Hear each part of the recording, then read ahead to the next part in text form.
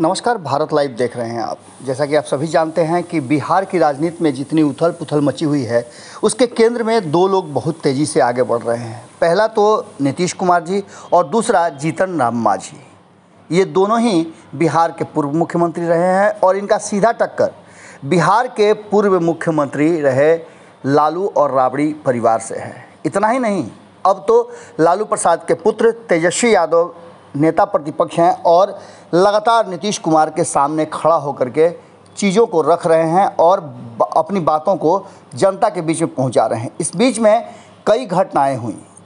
नीतीश कुमार दिल्ली पहुंचे हुए हैं अपने आँख का इलाज कराने के लिए, और वहीं दिल्ली से पटना आ गए हैं तेजस्वी यादव, जो लगातार बैठकों का दौर कर रहे हैं। और इन सब के बीच उन्होंने एक बयान भी दे दिया था कि 2 से 3 महीने के अंदर में ये सरकार स्वतः गिर जाएगी।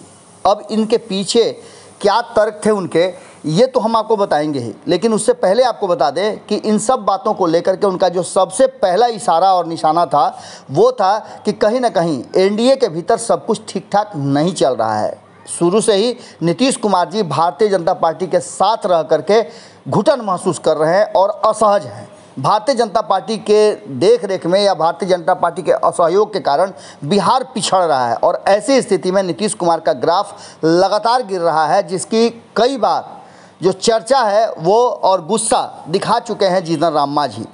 इन सब बातों को लेकर के मुकेश सहनी ने भी बहुत सारी बातें कही। वैक्सीनेशन को लेकर के जो बातें सामने आई थी वो भी आपको पता है। इन सब के बीच अचानक से दलित और अल्पसंख्यक समाज को लेकर के भारतीय जनता पार्टी की तरफ से लगातार बयान आने लगे, जिस बयान से जीतन राम मांझी भी असहज होने लगे थे। उनको लगा था कि ये जो बयानबाजी है ये भारतीय जनता पार्टी अपने वोट बैंक को ठीक करने के लिए, और ख़ास करके जो उनका वोट बैंक है उसे ठीक करना चाह रही है। इन सारी बातों को लेकर के जीतन राम मांझी ने कई बार मुखर होकर के अपने बयान दिए थे। पटना से दिल्ली पहुंच गए हैं जीतन राम मांझी भी, और पटना से जाने से पूर्व उन्होंने एक निजी चैनल के साथ बातचीत में बहुत सारी बातें कही थी। अब दिल्ली पहुंचने के बाद उन्होंने इरादा कर दिया है बिल्कुल स्पष्ट। बिहार में जहां सरकार को लेकर के तेजस्वी यादव पूरी तरह से एग्रेसिव है, और उनके साथ साथ कांग्रेस भी अब मुखर होकर के बोलने लगी है कि बिहार में सरकार का चलना असंभव जैसा है। अब इन सब बातों को लेकर के आंकड़ों के इस खेल में क्या कुछ होना है ये आप बेहतर जान रहे हैं। जीतन राम मांझी और मुकेश सहनी अगर अपना समर्थन खींच लेते हैं तो ये सरकार गिरने में सेकंड भी नहीं लगेगा। अब जबकि जीतन राम मांझी दिल्ली पहुंचे हुए हैं और ये सोच करके गए हैं कि उन्हें प्रधानमंत्री नरेंद्र मोदी और अमित शाह से भी मुलाकात करनी है, वहीं अब तक नीतीश कुमार को मिलने की इजाज़त नहीं मिली है। जीतन राम मांझी ने एक निजी चैनल के साथ बातचीत के दौरान ये बातें दिल्ली में कही कि 5 साल ये सरकार चलेगी। अब आप समझ ही सकते हैं कि बिहार से दिल्ली जाने के बाद मन और मिजाज दोनों बदल जाता है। जीतन राम मांझी ने इस बात के पीछे बहुत सारी बातों को भीतर ही रखा है। जो भीतर खाने से खबर आ रही है वो ये आ रही है कि जो वर्तमान परिस्थिति है उसमें कुछ भी हो सकता है। इसलिए जीतन राम मांझी नीतीश कुमार के साथ तो हैं ही, वो चाहते हैं कि भारतीय जनता पार्टी भी कोई फैसला ले तो उस फैसले के साथ जीतन राम मांझी को भी फ़ायदा हो, इसलिए वो दोनों के साथ संबंध बेहतर रखना चाहते हैं। इस बीच आपको बता दें कि जीतन राम मांझी ने ये भी बात कही है कि व्यक्तिगत संबंध अलग होते हैं, राजनीतिक संबंध अलग होते हैं। ये संदर्भ उन्होंने लालू प्रसाद पर पूछे गए सवाल के जवाब में कहा था। अब तेजस्वी यादव ने जो सरकार गिरने की बात कही है उससे कहीं ना कहीं जीतन राम मांझी की ज़मीनें जो हैं वो हिलती डुलती नज़र आ रही है, क्योंकि अगर सरकार गिर जाती है तो जो समझौता और जो डिमांड जीतन राम मांझी कर सकते थे सरकार गिराने के लिए वो उनको नहीं मिलेगा।